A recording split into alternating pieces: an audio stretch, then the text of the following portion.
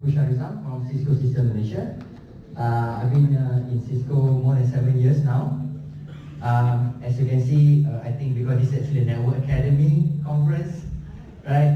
And most of the time my presentation is actually to the corporate. I think I'll be more than delighted to present to you about my ideas, especially around the Cyberwar.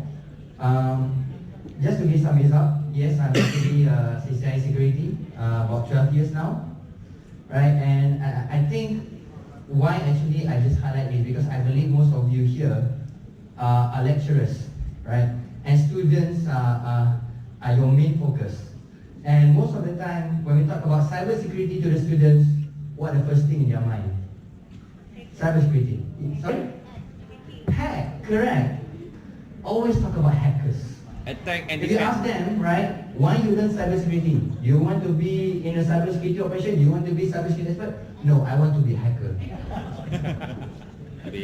But well, again, right, for us to be here in cybersecurity is to be the good guy, not to be the bad guy. So these are the things that I think we need to educate our students, right? There are different sides of the world, and you always want to be on the good side. Why? Right? We talk about that later as well. So the thing is about cybersecurity. Cybersecurity cannot be addressed by just product alone, by technology alone. It has to be combined with people like you and me. Process, okay, what is the right way of doing things, and the technology itself. And when we talk about technology normally comes in the last. Why I say so, right? Because end of the day, it depends on us as a human, right? We always hear, or we always get the instruction from the bank say that do not respond to SMS, right? Saying that they are from the bank and they want to get updated the password and whatsoever. And do not respond to voice call as well. Voice call claiming that they're from the bank or they're from the agent of the bank.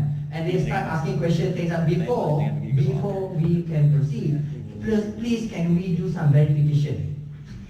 What is your mother's maiden name? Right? What is your favorite pet? These are the things that normally we use to retrieve a password.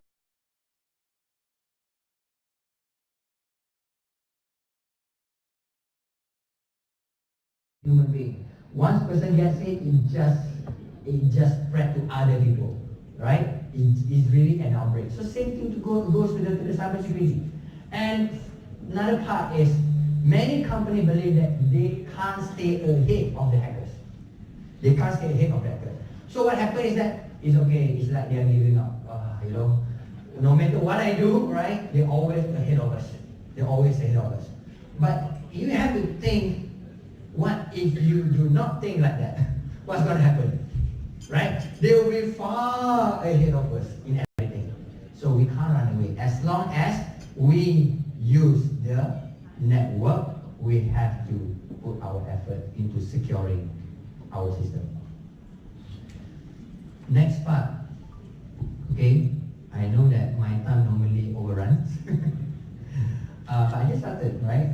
Probably it's a bit heavy. I do not know whether I should make it lighter. Do you guys want to go lighter or want to go heavy?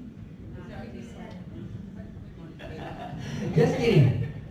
Right? I think end of the day it depends on what you want to learn today. Right? So here, process of attacks. This is very important. I know we have what I call assassination cyber ops coming. Right? This is very key as well, to understand the process of attacks, because if we don't understand this, how does it work? How can we say that, yes, we're going to protect the network? Yes, we are ready for anything. We need to understand how people get into our system. Security is always about learning process, right? Why we say learning process? Most of the threats out there that we know of. Why we know? Because someone else get it first, and we just learn from them. Is there any new threats every day? Yes, there are just too many. It just doesn't hit you first. But if it hits you first, you have to learn how they manage to get into your network. And you need to find a way how to mitigate that, right, from happening again. Number one, recon, right? Discovery. I need to know what I have. I need to know who is my possible victims, right? Possible targets. I need to have a clear objective, why I want to hack in the first place, right? For fun? For making money, right? Want to be part of the $6 trillion business, right? So yeah, so they start with that, right? This can start with social engineering, which is very popular. Social engineering doesn't start with phishing alone, right? It can start with manual research, things from your LinkedIn, things from your Facebook, right? I don't really like when Facebook say that, oh, you can enter your phone number so that, we can look into your contacts, okay? And give you a suggestion, this contact actually have, a Facebook account that you can link to that. No, I don't like that idea as well. And I don't like the idea that everything is, open to public, right? But then again, I don't believe Facebook. It's just a platform. End of the day, it depends on us, right? What do we share? Let me ask you a simple question. Whenever all these companies, right? All these companies, they create this application, they create this platform. They always update their terms and agreement. Who actually read their terms and agreement? You probably read the first paragraph. After that, scroll down, agree. And then when you see the next update, you just scroll down and agree. You can look at it. Not even first paragraph, not even the first line, right? And they know this as well. They know this as well. So, again, security starts with yourself, right? People, process, and technology. So things that we can control is people, right? As ourselves. Okay, this is actually the right way to do things. Okay, you have to revisit, okay, your security policy in your Facebook account. Okay, regularly. Seriously, I said regularly, because whenever they actually make changes to terms and agreement, we don't read it, right? But at least if you check your policies regularly, at least you know what is shared, what is not shared, and you can actually modify them accordingly, right? So then again, it's a process, right? Again, the process. Right. Next one, weaponization. Pair the remote access malware with exploit. What does it mean, right? When I do discovery, after I figure out, okay, I want to attack this university. Why? Oh, because I know that there are some compromised codes that can gain access to. Maybe we say that I already have a backdoor. How did you get the backdoor? Very easy. Dark web. I know you can compromise the host by yourself, but if you get into the dark web, they already have the list of compromised hosts. And what you need to do, you just need to pay, and you get into the compromised host. What you do next is up to you. So once they get this, right, they will do another discovery. Another discovery, okay, I will find more weakness into the system so that I can actually gain my real objective. What's my real objective? Maybe I want to gain financial data records, or maybe I want to gain the exam results, kind of thing, right? There are many things that they want to capture. So there are many tools out there as well. Once they know what weakness you have, then they will match the right tools or the right weapon to attack your system. See, this is not random. It's not like I will just run my script and see which system actually respond to me. No, it's not like that. It's a targeted, right? They have other things to do as well. The hackers got other things to do as well, right? They want to make sure that whenever they attack, they are successful. After that, they will deliver the weapons, okay? Delivery of weapons can done in many ways, but the most favorite are still email, website, and attachment, right? That is the reason why after many years, I don't know how many years are there, right? We still getting the same advice, right? Do not respond to phishing email, do not respond to this, do not respond to that. Why is it happen? Because this method still deemed effective to the hackers, and it's still successful to them. And once they actually manage to get into your network, this is when they actually install the malicious software into the system to gain persistent access. What does it mean by persistence? Meaning to say that your endpoint, your mobile device, your laptop, your server, your application is under my control all the time. As long as you connected to the network, as long as you connected to the internet, I will gain access to it. And then you will say that it's okay, I have a firewall. Firewall block it. They know the fact that, the default behavior of the firewall is to protect the threats from the internet. Meaning that if the traffic is actually initiated from the internet, right, and trying to gain access to your network, you know that it will block. But the persistent threat is initiated from the compromised device. And they know the firewall will not block it.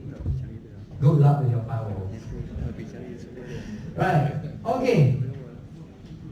First thing first. This is when, when a breach happens, this is when it becomes allowed. Everyone knows that, hey, we got a ransomware, hey, we got a DDoS, our network is under attack. Right? So this is where we say that, hey, when a patient 0 hit, is actually when the first user, first machine, actually get hit into a cybersecurity breach. And what happens is that it will do much more expansion and wide-scale prevalence as well. Right? Like a worm, right? Spread very fast in the network. And when this happens, this is when the catastrophe happen in your organization. This is when you say that, hey, contact this, contact that, and how can we do this, it's just too late, right? Because this happens just too fast. And most of the time when we talk about how the cybersecurity defense actually protect, it will generate the defense initiative. So this is actually true for a zero-day attack. You see that if you're the first one who says it, right, we need to learn, right? We need to learn this new attack, and we can only provide the protection after we learn. This is why we call it defense signature build. So people believe that this is the process. But as a matter of fact, right, the activity happens way before that. Right? Way before that. There are many processes. We're talking about recon, right? Talking about the discovery and the setup of the infrastructure, finding the backdoor, gaining the persistent access, so that the machine will be under my control all the time. Domain rejection, this is another part, very interesting, right? The hackers, if they want to ensure that they can always connect to your machine, right? We need to say that they need to have a communication means, right? Normally, how do we communicate the network? Networking academy, guys. How do we connect in the network, right? We need to have IP address, right? We need to have IP address. But that's not how we communicate in the World Wide Web. We use URL, right? We use domain name. And the hackers knows that if I use a static IP address, if I use a static domain name, the authority will catch me, right? It's very easy. So what they use a dynamic domain, dynamic URL that change over time.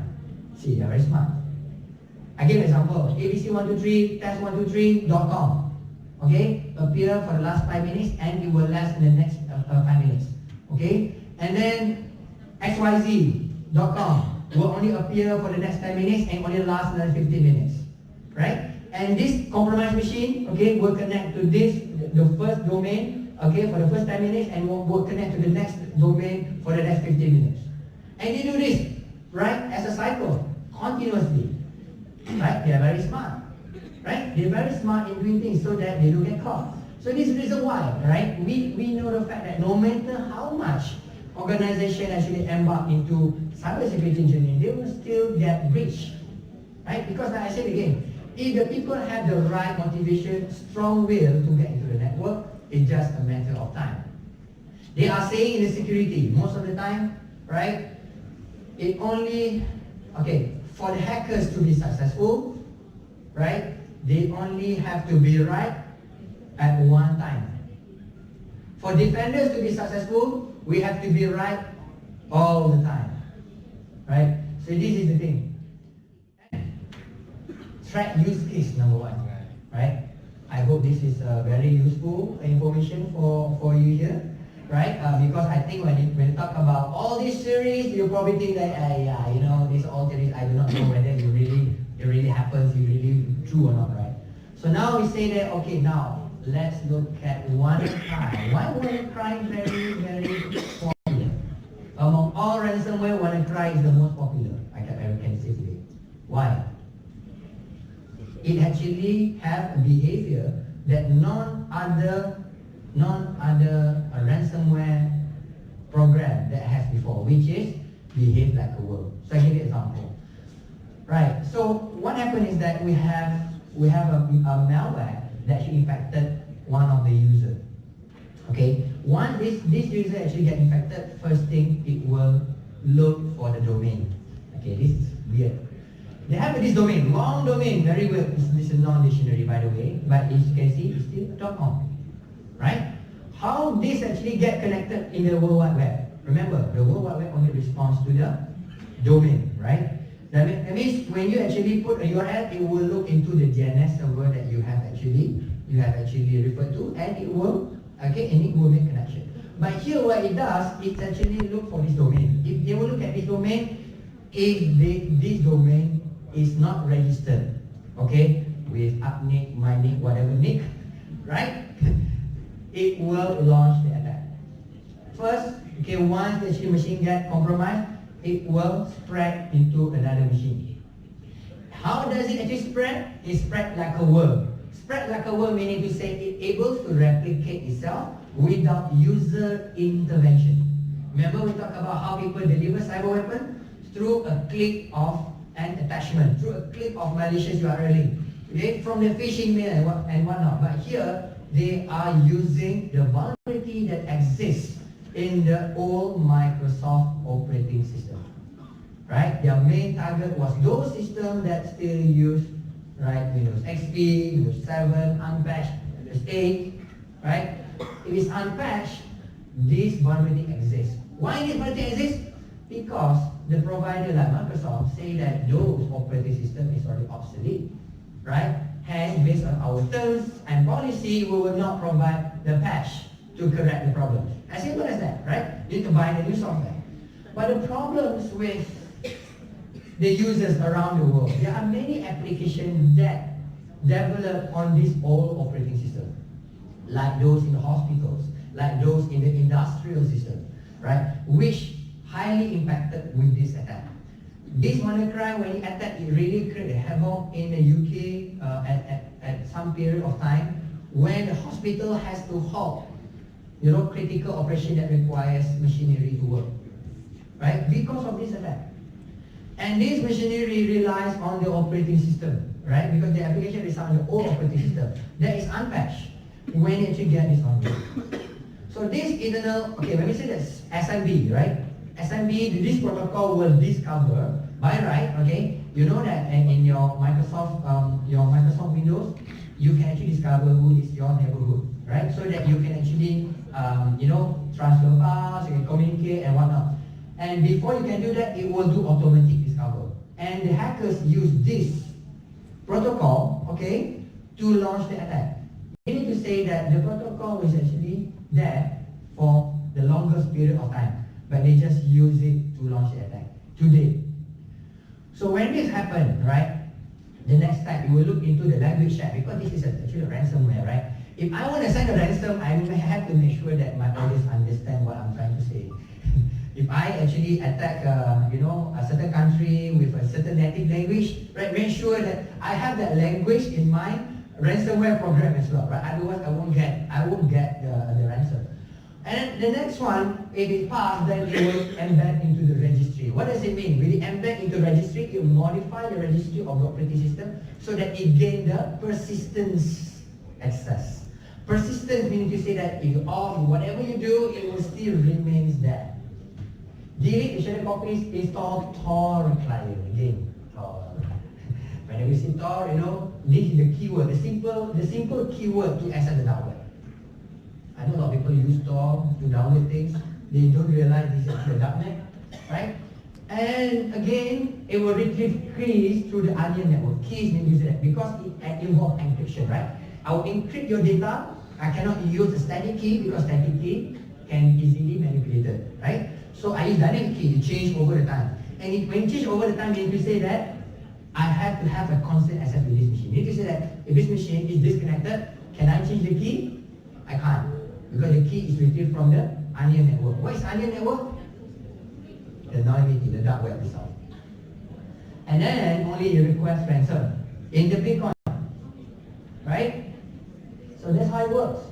So the most important thing here is to understand that we need to find a way. If this is how they attack, right? We need to find a way, the best way, okay, to mitigate the this attack before we can see the impact. Okay, remember I thought about earlier, if the machine already encrypted, can you get back the data? Most probably not, right? So you have to do way before that. See over here, once we understand the process of how they actually set up the infrastructure, if we can kill the communication way before that, we can prevent this attack from happening again. So this is the reason why it's very important to understand the different kind of attack, right? And as you can see down here, it will continue to spread like a worm, because in SMB protocol, you don't have to do anything. As long as you reside in the same network, in the same broadcast domain, in the same VLAN, it will find its own victim. Very easy, right? I just need one compromised machine, it will find by itself. Break the ransomware chain, right? I think I already talked about that. It's actually just to explain in terms of how we actually do it in the product. But then again, the product itself, right? Like I said, it's just another measure, right? Just another measure. End of the day, it still depends on people, process, and technology. Because whatever things that we talk about here, you can block in an email, right? You can block in an email. You can block from your firewall, from your proxy. But remember, we talk about bring your own device, right? Bring your own device today. When you use BYOD, you work from anywhere. You will not know when or where your machine get compromised. It might get compromised at home, at Starbucks or hotspot or anywhere, right? And then you bring into your network, right? Whatever network-based or perimeter-based security you have, it will not actually help anymore. So you need to find another way, right? So that's why we say that. This is when we say that the point product solution failed. The product failed, definitely failed, right? But does that mean that don't use the product because it's failed? No, we are saying that for this particular attack, it will not help. One thing to highlight: most ransomware relies on command and control callback using domain name system. Right? Remember the one that mentioned about the malicious URL? Meaning to say, for them to gain consistent access, right, they use DNS a lot. So another new way of doing things is actually, rather than do a machine learning, artificial intelligence on the endpoint itself, is to actually look into the network as well. If this traffic is actually trying to communicate to the suspicious domain name, suspicious URL, new, fast plus, or there are many kind of characteristics of the domain name as well. If it's deemed to be malicious or unknown, we can actually say that, hey, this is under a bad category of domain, and we should block at that point. If we can do that, right, not only you can block the ransomware effectively, you block it fast, right, and you also save your resources as well. Remember we talked about application inspection, endpoint inspection is very resource intensive. Over here, you just look into database. You connect to the new domain. Only appear online for the last 5 minutes. No, I won't allow you to access from there. Right? Okay. Threat use case number 2. Okay. This is again a little bit deep into the malware, because we're talking about threats, right? I'm not talking about the easiness of how we use the product. No, we're talking about threats, because insecurity threat is the real problem. Threat of the month. Okay, why we say that this is threat of the month? This use case is actually created and written by our CISCO intelligence team called Telos. So in this month, they have actually came out that the fireless malware is appear to be the most popular techniques, okay, for the hackers to penetrate into the system. What does it mean by fireless malware? Right, the behavior itself, it does not originate from file. Virus, what is a virus? What is a virus? Virus is a program that infects your files, right? You need to find a way to remove the virus, right? If you can't have it quarantine. Mean to say it depends on the file. One is advanced persistent threat, right? Advanced is also originated from a file. A program, a malicious program that impersonates into a normal file like PDF, like doc, like Excel sheet, whatsoever, right? Impersonate that this is actually a file to present, but it is actually a malicious software. Again, it depends on the file. But this malware is different, right? It does not originate from the file. So if you have antivirus, it try to look for this kind of malware, you won't find it. If you rely on network-based advanced persistent threat, it will not find as well, right? Because if you only rely on the file, you have to go deeper into the pattern of the communication, right? Because here there's no file to scan. Antivirus will just flip through, right? The fileless malware is located in the memory, in your RAM actually, in your RAM. So how do you actually get this, right? So it can actually come from any perspective, right?